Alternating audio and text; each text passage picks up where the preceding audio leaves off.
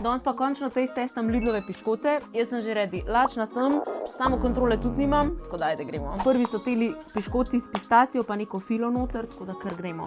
Spodaj imamo tak piškotek in pa izgleda, da je neka krema, pa neki čez. Bom kar v sredino ugriznila. Ful je dober.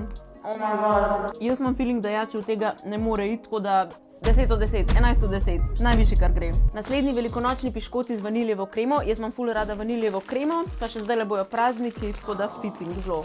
Imaš različne opcije tukaj, ampak jaz bom šla po mojem kar tale neka klasika.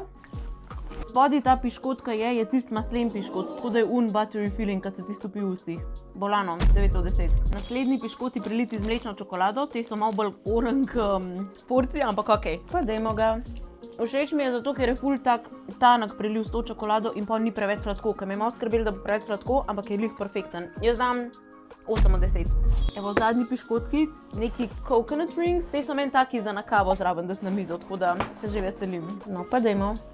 Če so preliti s sladkorjem, kokosa se pa čuti tako lih nek tak neutralen okus, ni preveč močen, tako da meni je to ful dobro. Tako kot sem rekla, zraven kavice. 8 pa pol 10. Evo, tole je definitivno moj favorit. Zdaj imam pa vprašanje zate. In sicer, če bi lahko izbrala sam ene, kjer bi izbrala?